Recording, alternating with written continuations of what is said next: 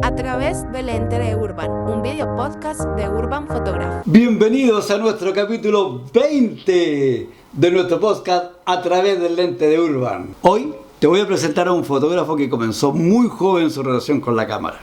La corriente pictorialista presente en esa época pronto dejó paso a un lado más íntimo y personal en la fotografía de Paul Strand.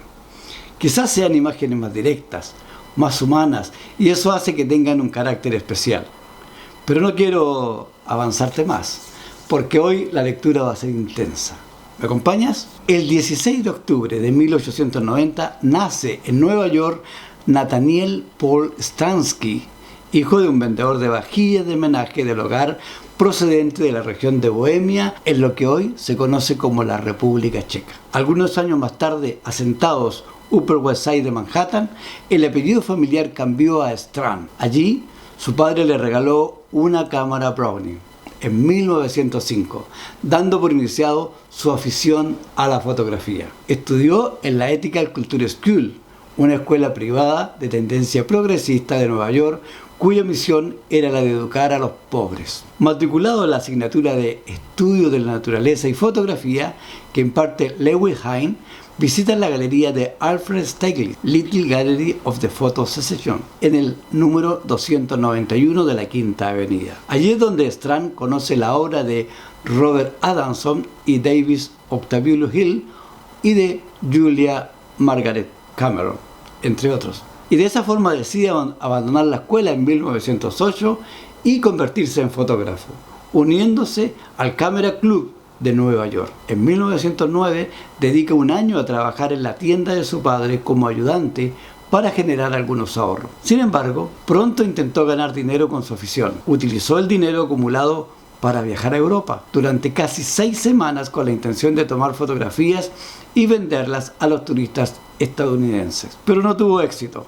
Así que en 1912 vuelve a Nueva York para hacerse retratista. Desde entonces y hasta 1915 visitaba a menudo la Galería 291 para contemplar la nueva pintura europea. Gracias a esta visita, Paul Strand fue influenciado en su fotografía desde el pictorialismo de foco blando hacia la abstracción. Se dice incluso que le pide a Stieglitz una crítica de sus trabajos, entre los que se incluye el estudio de un paisaje en 1914, y este le recomienda que reduzca la apertura del diafragma para lograr mayor precisión y riqueza en sus texturas. En marzo de 1916 organiza su primera exposición individual y lo hace en la galería de Stieglitz, ya conocida como 291 Gallery Photograph of New York. Fue en 1905 cuando yo realmente me convertí en fotógrafo.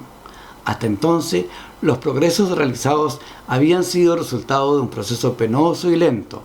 8 años de aprendizaje con frecuentes fracasos y muchos desánimos.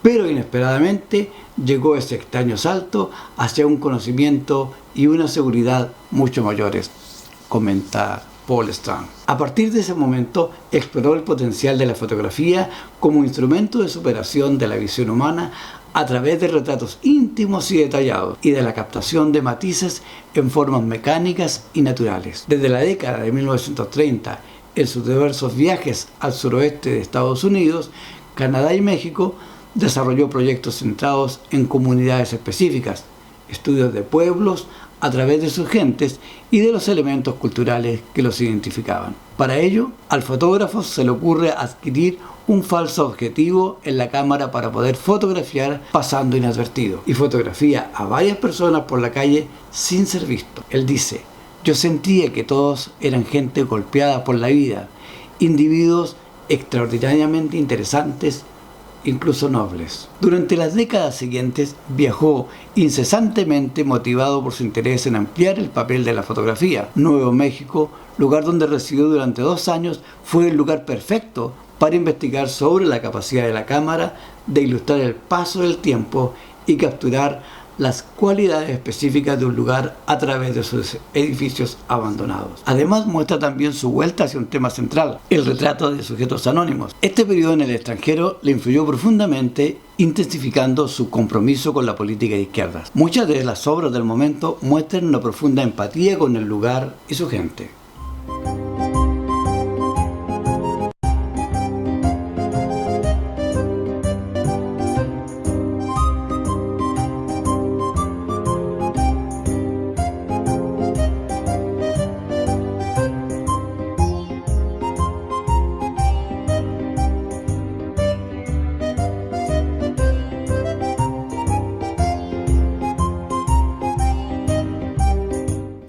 En la década de 1940, los libros se convertirían en la forma preferida de Strand para mostrar su obra, pues le permitían aunar la capacidad expresiva de la fotografía y la narrativa del cine. El libro supuso para Strand un hito que ofrecía una colaboración artística a escala mucho menor en el cine, pero que podía llegar a un público igualmente amplio. En cada uno de sus fotolibros colaboraba con un escritor que redactaba o editaba textos que concordaban con sus fotografías.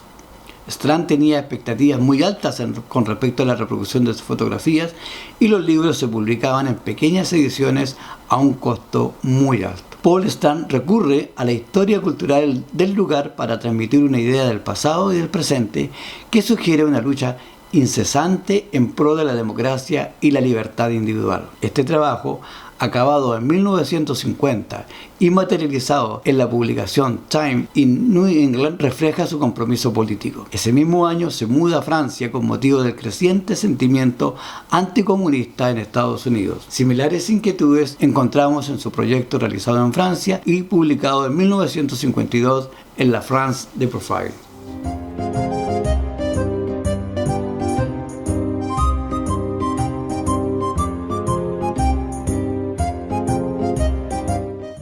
En Lusara, Italia, dirigió su atención a las realidades cotidianas de un pueblo norteño que se recuperaba de las miserias de la guerra y el fascismo. Este trabajo se centra en imágenes de los vecinos del lugar y satisface su vieja aspiración de crear una importante obra de arte en torno a una sola comunidad. Las fotografías dieron lugar al libro Un Paese, Portrait of an Italian Village, en 1955, acompañado de un texto de Cesare Sabatini. Un paseo es un modo sencillo pero profundo, un libro sobre la vida cotidiana.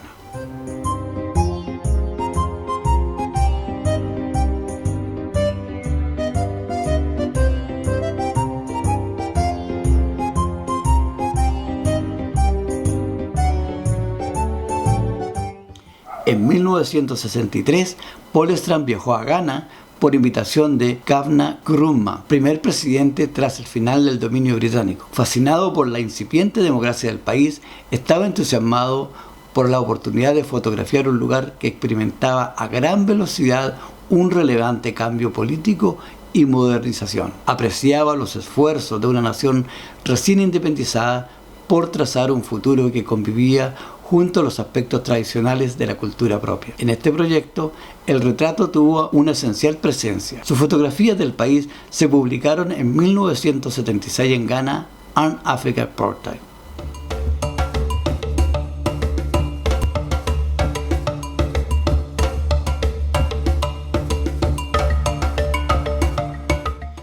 En mi búsqueda de material relevante sobre Paul Strand, que debería ser contado, me encontré con una carta dedicada a los estudiantes de fotografía. Quizás podría haber pensado que era demasiado larga para leerlo, o simplemente haberlo descartado para no hacer un podcast demasiado largo. Pero si ya hemos llegado hasta aquí, vamos a tomar unos minutos y voy a poder disfrutar con ustedes del aprendizaje de la fotografía a través de esta carta. La carta dice así, se la leo textual. Todos somos estudiantes, algunos durante más tiempo que otros. Cuando dejéis de ser estudiantes, puede que dejéis de estar vivos en lo que concierne al sentido de vuestro trabajo. Por lo tanto, hablo de estudiante a estudiante. Quiero deciros, pues, que antes que dedicar un tiempo a la fotografía, que por otro lado os tomará mucho, pensad hasta qué punto es tan importante para cada uno de vosotros. Si lo que realmente perseguís es pintar o algo más, entonces no tomen fotografías, salvo que se trate de pura diversión.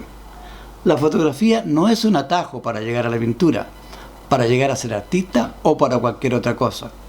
Por otro lado, si la cámara y sus materiales os fascinan y motivan vuestra energía y vuestro respeto, aprended a fotografiar. Descubrid primero que puede hacer la cámara y los materiales sin interferencia alguna, únicamente con vuestra propia visión.